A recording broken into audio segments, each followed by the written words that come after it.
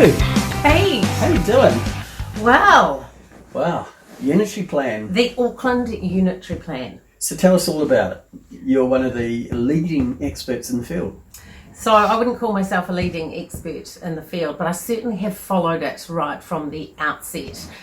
It's a fascinating rulebook for how and what we can do to work with our properties, every single parcel of property that we as Aucklanders own.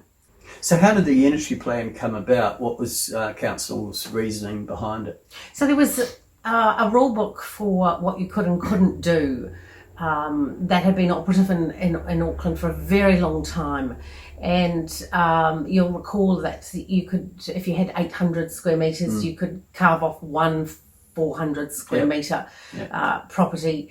And so, look, over time there was a groundswell of need to perhaps open up some land more for growth of Auckland. So the Auckland Unitary Plan was a very long time in the making and became operative in part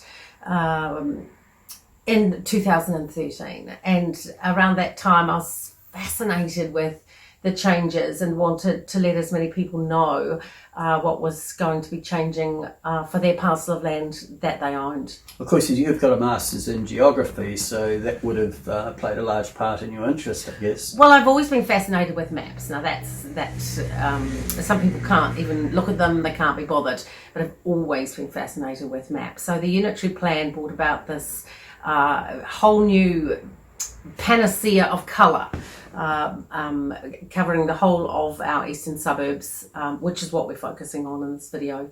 And it became the rule book for what colour coordinated rule book for what you could and couldn't do with your land.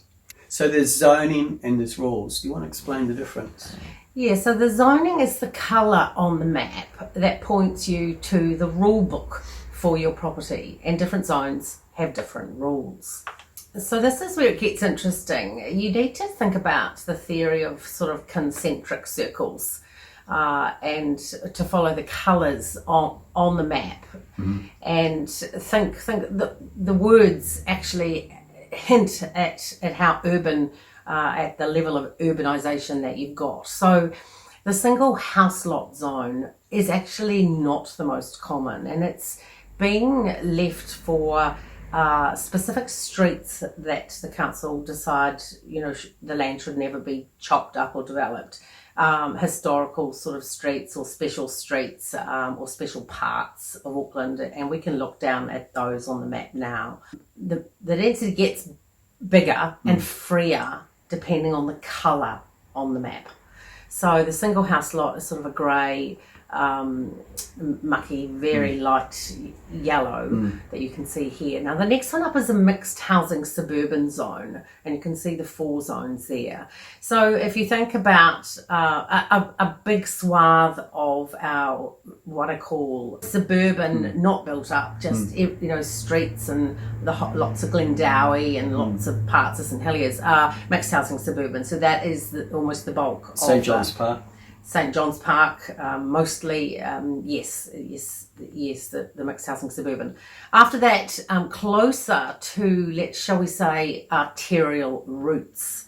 So along Remuera Road, down Koe Road, along St Heliers Bay Road, you'll see clinging to the sides of those streets a higher density. Like St Heliers Bay Road? Yeah, so a higher density. And it makes sense from the council's point of view, because that is where higher density, perhaps more of a use of public transport using those arterial routes. And I guess more facilities too on those roads. Yeah, and more built up around little pockets of our commercial, which is the pink zone, which is your Meadowbank Shopping Centre, Glen Innes, St Heliers Shopping Centre, and of course bits of Mission Bay. Yeah.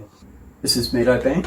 Yep, so along Meadowbank, in and around the Meadowbank Shopping Centre, And you can see how the density increases as you get near a sort of a commercial precinct. So here's St John's Park. So with the St John's Park one, you can see the green is obviously the Remuera golf course there, but see it. So up there again, the pink is the whole Meadowbank shopping centre, and along that arterial route, the terraced housing and apartment zone. Now, You can phone Jude on 021 2777 844 or Pete on 027 663 0765.